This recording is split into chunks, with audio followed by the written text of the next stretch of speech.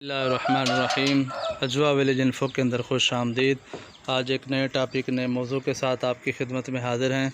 आज इंशाअल्लाह लज़ीज़ हम बताएंगे कुर्बानी के आंडल बकरे को ठंडा करने का बेहतरीन तरीका। आंडल बकरा जो है ये स्मेल करता है, बदबू फैलाता है, तो घर वाले परेशान होते हैं, फिर लोग भी इसे कुर्बानी के लिए पसंद नहीं करते। तो इंशाअल्लाह लज़ीज़ आज हम बेहतरीन देसी नुस्खा बताएंगे जिससे इसकी बदबू स्मेल भी ख़त्म हो जाएगी और इंशाअल्लाह लज़ीज़ बड़े अच्छे तरीके के साथ जो है बकरा तैयार भी होगा, फरबा भी होगा। तो आपने लास्ट तक हमारे साथ रहना है। जिस तरीके से जो नुस्खा जो तरीक़ाकार बताया जाएगा उस पे अमल करना है, उतने मिकदार में आपने देना है।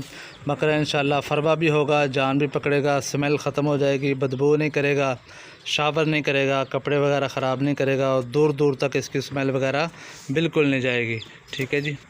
ये जी सबसे पहली चीज़ है, ये देखिए दही है हमारे पास, बिल्कुल साफ़ सुथरा दही आपने लेना है घर का।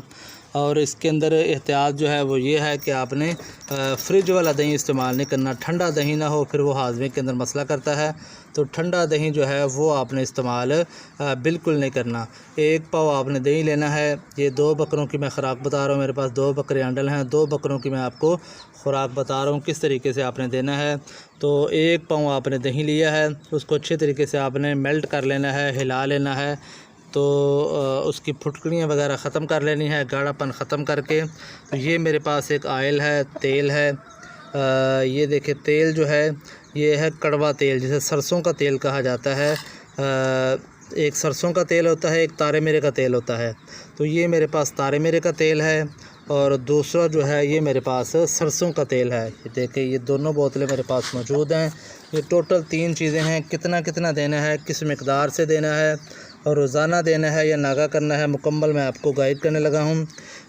ये है सरसों का तेल और तारे मेरे का तेल। ठीक है, ये दोनों आपने 10-10 सीसी लेना है फ़ी बकरे के लिए। 10 सीसी सरसों का और 10 सीसी तारे मेरे का तेल। ठीक है, तो आपने फ़ी बकरे के हिसाब से दही के अंदर डाल के अच्छे तरीके से आपने इसको हिला लेना है, मिक्स कर लेना है।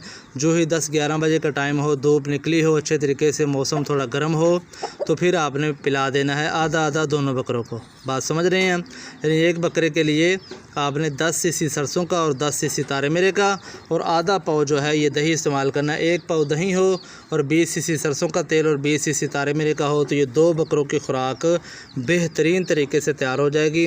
ये आप रोज़ाना बेस पे से देना शुरू कर दें। 8 दिन के अंदर ही आपका बकरा बिल्कुल ठंडा हो जाएगा और उसे आप जो है एक दफ़ा नहला दें, उसका मुंह साफ़ कर दें, अगली टांगें जो हैं जहाँ पेशाब वगैरह मारता है वो भी बिल्कुल साफ़ कर दें।